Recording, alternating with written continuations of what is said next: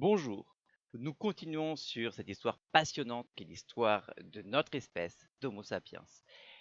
Avant les vacances, nous avions vu comment, à partir d'un groupe de primates, la lignée qui allait donner aujourd'hui uniquement l'espèce humaine s'était séparée de la lignée des chimpanzés. Et comment on avait les premières étapes de cette évolution, avec notamment des genres comme Sahelanthropus, Aurorine, Australopithecus. Maintenant, nous allons affiner ceci, partir dans la dernière partie, la partie très courte de notre histoire, les 200 derniers mille ans. C'est l'histoire de notre genre, du genre Homo. Alors, vous savez, aujourd'hui, il existe actuellement une seule espèce d'humain, qui est l'espèce Homo sapiens. Nous sommes tous, êtres humains, aujourd'hui, des Homo sapiens. Homo sapiens, c'est composé de deux parties, Homo et sapiens. Homo, c'est le nom de genre, sapiens, c'est le nom d'espèce, et on est l'espèce Homo sapiens, on met toujours en même temps le nom de genre et le nom d'espèce. Donc nous sommes l'espèce Homo sapiens qui appartient au genre Homo. Aujourd'hui, le genre Homo ne contient qu'une espèce, Homo sapiens, nous. Mais on retrouve autrefois, dans les fossiles, d'autres espèces du genre Homo. Nous ne sommes pas la seule espèce du genre Homo, nous sommes la seule espèce du genre Homo actuellement. Il y a eu des périodes où il y avait d'autres espèces. Ici, par exemple, vous avez un Homo qu'on appelle Homo habilis. Ici, c'est un Homo neanderthalensis. Donc, vous voyez, d'autres espèces du genre Homo. Il y en a un certain nombre qui correspondent à différentes espèces du genre Homo. Aujourd'hui, il n'y a plus qu'Homo sapiens.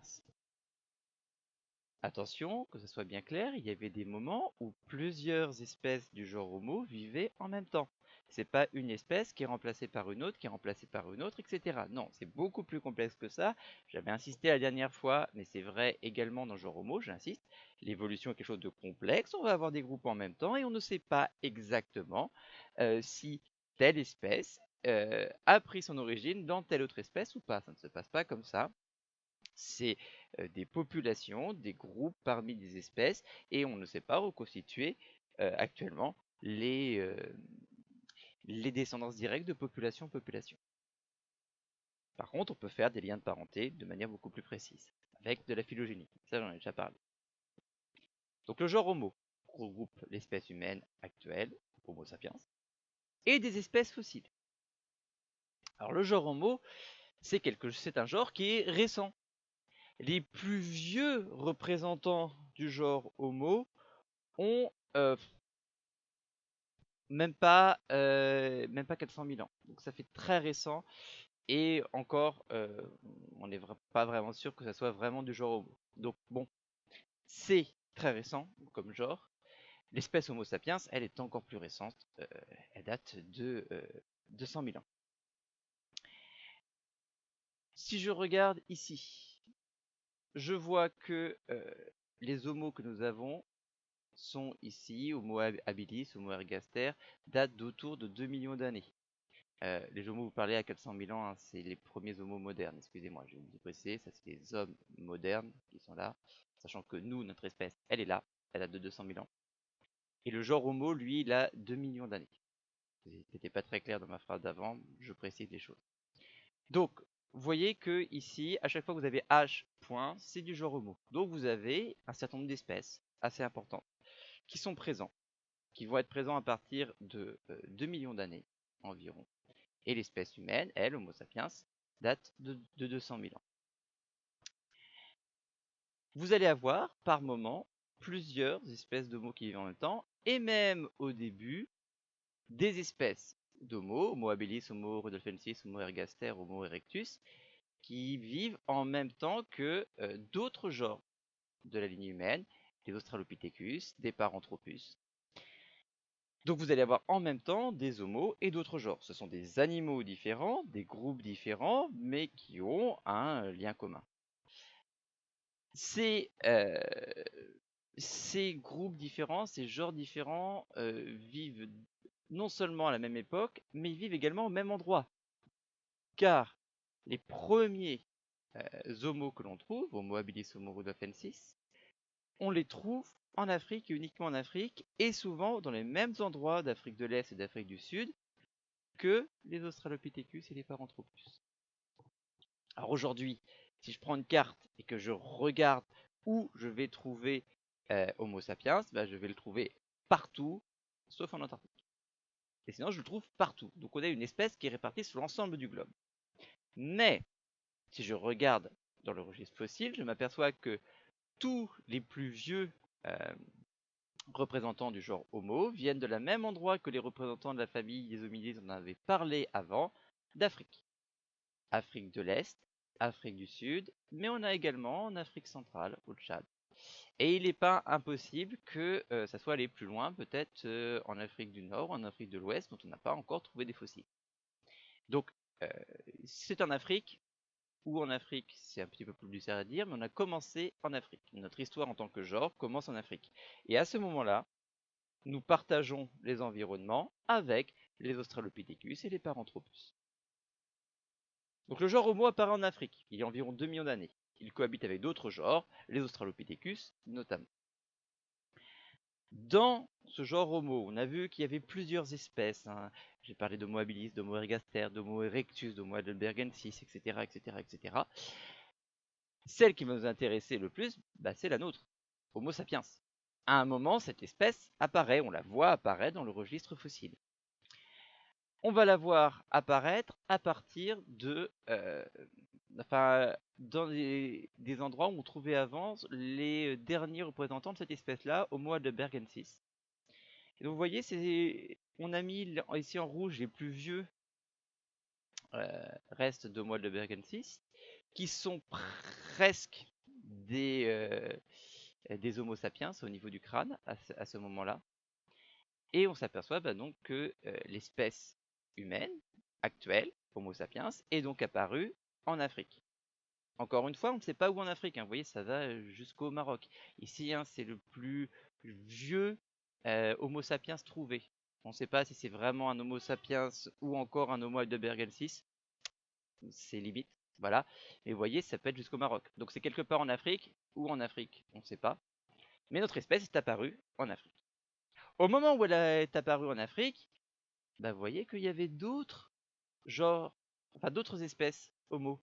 Homo neanderthalensis ici, Homo erectus ou Homo denisovanensis ici. Donc au moment où c'est apparu, il y avait encore d'autres espèces d'humains et des espèces d'humains qui n'étaient pas en Afrique. Autrement dit, notre espèce humaine actuelle, Homo sapiens, est apparue en Afrique à un moment où le genre Homo était déjà sorti d'Afrique pour coloniser l'Eurasie notamment. Donc à au moins 2 reprises, une fois avant l'Homo sapiens et une fois pour l'Homo sapiens, des espèces du genre Homo sont sorties d'Afrique pour coloniser l'Europe et l'Asie, et pour Homo sapiens, les Amériques et l'Océanie. Peut-être que Homo erectus a d'ailleurs aussi colonisé une partie de l'Océanie, c'est une question qu'on se pose, mais on n'est pas sûr. Par contre, on est sûr qu'Homo sapiens a colonisé l'Europe, l'Asie, les Amériques et l'Océanie. Pendant que l'on avait nos Homo sapiens, qui donc vont à un moment sortir d'Afrique pour coloniser tous les continents, sauf l'Antarctique, nous avons, en même temps qu'Homo sapiens, d'autres espèces. Alors, certaines espèces sont peu nombreuses. Homo floresiensis, par exemple, Homo luzonensis sont respectivement juste en Indonésie et dans les Philippines. Mais il y a 2 espèces qui vont particulièrement nous intéresser. Ici, Homo neanderthalensis et ce qu'on a appelé les Denisoviens. Donc, c'est l'homme de Denisova. Ce sont des espèces d'Homo qui ne sont pas de l'Homo sapiens, mais qui vivaient en même temps que l'Homo sapiens et qui vivaient dans les mêmes régions en même temps. Donc vous aviez à certains endroits 2 espèces d'Homo qui cohabitaient. Et par exemple, en France. Il se trouve qu'en France, nous avions à la fois Neanderthalensis et Homo sapiens. Les Denisoviens, eux, sont en Sibérie. Donc il y avait les Homo sapiens et les Denisoviens en Sibérie. C'est là où on les a trouvés pour l'instant. On va peut-être en trouver d'autres ailleurs à un autre moment, mais voilà. On a donc des espèces différentes d'Homo qui vivent au même endroit. Elles sont différentes. On arrive bien à représenter leurs différences. Donc ici, on vous présente les Denisoviens, on pense qu'ils étaient plutôt en Asie et notamment en Asie du Sud, si Denisova, c'est là. Euh, les Néandertaliens étaient plutôt en Europe et au Proche-Orient et au Moyen-Orient. Et après, les Homo sapiens vont partir partout, vous le savez. Si je regarde un Homo sapiens ici, pardon, un Homo sapiens à droite, un Néandertalensis à gauche, donc je vais juste maintenant comparer par rapport à Néandertal. Alors, on voit qu'il y a des différences et je vous assure qu'un spécialiste ne confondra jamais un crâne de Néandertal et un crâne d'Homo sapiens. Pourquoi? Parce que Homo sapiens a des différences. Par exemple, la position du trou occipital est vraiment bien en dessous alors qu'elle est légèrement sur le côté pour Néandertalensis. Mais surtout, Néandertalensis a une boîte crânienne plus importante, plus gros. Il a un plus gros cerveau que l'Homo sapiens. Mais plus allongé vers l'arrière. Vous voyez, ici on est beaucoup plus droit à l'arrière. Il a ici ce qu'on appelle des bourrelets occipitaux, c'est-à-dire qu'il a une partie au-dessus des yeux qui est renfoncée par de l'os que nous n'avons pas ou très peu chez l'humain. Il a la mâchoire qui est un peu plus longue que la mâchoire actuelle et le menton qui est un petit peu moins marqué que notre menton à nous. Il y a d'autres différences, mais vous voyez qu'il y a une vraie différence, ce ne sont pas les mêmes espèces. L'homme de Néandertal et l'homme moderne sont différents. Ils vivent pourtant au même endroit. Ils sont différents, ils vont également être différents au niveau de l'aspect extérieur. Alors, voici l'une des représentations qui a été faite de l'homme de Néandertal. Certes, il est différent d'un homme actuel, il n'est pas non plus très différent. Vous avez une différence, deux espèces différentes qui ne peuvent pas se confondre l'une avec l'autre. Les Néandertaliens ne prenaient pas les Homo sapiens pour des leurs, et les Homo sapiens ne prenaient pas les Néandertaliens pour des leurs. Ils savaient bien faire la différence, ça se voyait clairement. Il n'empêche qu'il y a quand même beaucoup de ressemblances entre les deux. À tel point que si, à la place de représenter un Néandertalien comme il était vraiment, mais si je le représente comme ce qui pourrait être aujourd'hui dans les sociétés d'Homo sapiens aujourd'hui, vous voyez ce que je fais ici, on s'aperçoit que il y a quand même s'il y a des différences qui se voient, qui sont nettes, le crâne plus allongé vers l'arrière, les bourrelets occipitaux, le menton qui est moins net, on a quand même une ressemblance entre notre espèce actuelle et l'homme de Néandertal. Ils vivent au même endroit, en même temps, mais ce sont des espèces différentes. Donc, logiquement, ces espèces-là ne se reproduisent pas entre elles. Elles vivent en fait en tribus différentes. Nous avons des tribus d'un côté d'Homo sapiens et de l'autre côté des tribus de Néandertal, qui parfois vivent au même endroit, mais qui ne réagissent pas de la même manière, qui n'ont pas les mêmes sociétés, qui n'ont pas les mêmes langages, qui n'ont pas la même manière de fonctionner, etc. Bref, on a vraiment deux espèces différentes. Sauf que, lorsqu'on regarde génétiquement, on s'aperçoit qu'il y a eu des gènes qui sont apparus chez les Denisoviens et chez les Néandertaliens qu'on retrouve chez nous. Autrement dit, il y a eu un échange de gènes. Or, les échanges de gènes, il y a différents moyens de le faire, mais la manière la plus simple et la plus fréquente de loin, c'est de la reproduction. Autrement dit, il y a eu une hybridation, alors on a pu vérifier après par ce moyen, mais il y a eu une hybridation entre des Néandertaliens et des hommes modernes. Il y a une hybridation entre des Denisoviens et des hommes modernes. Et ça va se retrouver aujourd'hui chez tout le monde. Vous avez en vous, et moi aussi, des gènes de Néandertaliens et Denisoviens. Alors, la seule exception, ce sont pour les populations africaines dont les descendants, enfin dont les ancêtres sur au moins 100 000 ans étaient uniquement africains, pour ce qui représente en fait pas grand-chose parce qu'il y a eu des mélanges de populations forcément énormes en 100 000 ans. Mais ces populations-là n'ont jamais été en contact avec des Denisoviens et des Néandertaliens. Toutes les autres populations, parce que ici, ce qu'on vous parle, population asiatique, population européenne, c'est les populations asiatiques et européennes d'il y a 100 000 ans. On est bien d'accord que ces populations-là, après, elles sont réparties partout dans le monde. Qu'elles sont allées en Amérique, qu'elles sont allées peupler l'Océanie, qu'elles sont revenues pour une partie en Afrique, etc. Donc, il est extrêmement probable que vous ayez des gènes de Denisoviens et Néandertaliens. Il y a environ 200 000 ans, apparaît en Afrique l'espèce Homo sapiens. Cette espèce cohabitait avec d'autres espèces d'Homo, les Néandertaliens et les Denisoviens. Les hybridations entre ces espèces se sont même produites, et les humains actuels portent des allèles issus de ces hybridations. Les Néandertaliens et les Denisoviens ont disparu. Homo sapiens demeure, vous en êtes la preuve vivante. Les Néandertaliens et les Denisoviens, eux, ont disparu. Pourquoi ont-ils disparu? On ne sait pas. Peut-être Homo sapiens les a-t-il chassés et exterminés. Peut-être Homo sapiens les a-t-il poussés dans des endroits plus difficiles, avec par exemple moins de gibier, moins d'accès aux ressources, etc., et que du coup ils ont périclité parce qu'ils n'avaient pas accès aux bons endroits. Peut-être est-ce un virus, par exemple pour les Denisoviens, qui étaient assez peu nombreux, qui a décimé l'espèce. On ne sait pas. On ne peut pas vous dire. La seule chose est que les Homo sapiens ont survécu. Les Néandertaliens et les Denisoviens ont disparu. Ça, c'est l'évolution. Et ici, je vous ai parlé d'une évolution qui se voyait au niveau des fossiles et au niveau des gènes. Mais l'évolution, elle ne se limite pas à ce qu'on voit sur l'organisme et à ce qu'on voit dans les gènes. Et ça, c'est vrai pour toutes les espèces, mais c'est encore plus visible chez Homo sapiens. Il y a des choses qui changent de génération en génération et qui n'ont rien à voir avec nos gènes. L'un des exemples, ça va être les bactéries que nous avons sur nous et dans notre tube digestif. Ces bactéries, c'est ce que nous appelons notre microbiote. Ce microbiote est quelque chose d'indispensable. Ce sont des bactéries qui nous aident pour énormément de choses.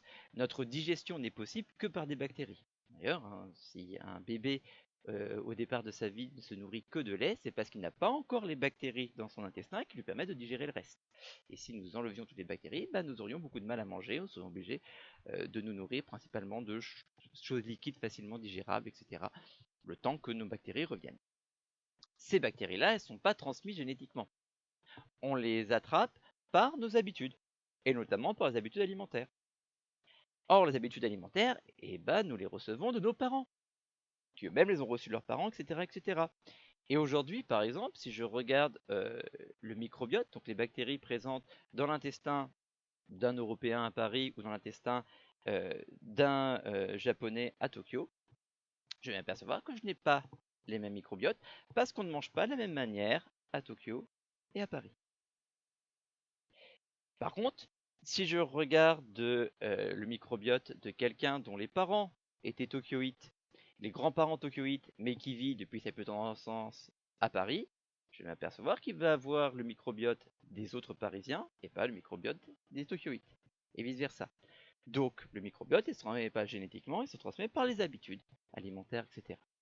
Ça, c'est quelque chose qui est transmis, quelque chose qui va évoluer, et qu'on voit cette évolution, et donc c'est une partie de l'évolution importante qui va changer. Autre point qui peut changer, particulièrement dans le genre Homo, et qu'on a vu clairement, ce sont les outils, par exemple. Tout ce qui est fabrication d'outils est quelque chose qui évolue de génération en génération. Ici, vous avez des vieux outils, des premiers outils d'Homo sapiens. Alors, il n'y a pas qu'Homo sapiens qui a fait des outils. Les Australopithèques ont fait des outils, les autres Homo ont fait des outils. Ici, ce sont des outils d'Homo sapiens, mais d'autres espèces d'humains, par exemple les Homo erectus, savaient faire ces outils. Ces outils-là servaient notamment à couper. Si je regarde un petit peu après, 50 000 ans après, je vais apercevoir que les outils ont changé et que nous avons par exemple ce genre d'outils. Alors, vous vous doutez bien, la partie en pierre a été retrouvée, la partie en bois a été reconstituée. Mais il prenait un morceau de bois comme ceci pour faire un couteau, un racloir, c'est un racloir qui permettait de couper ou de racler en pierre. Vous voyez qu'on est déjà sur quelque chose qui est beaucoup plus sophistiqué.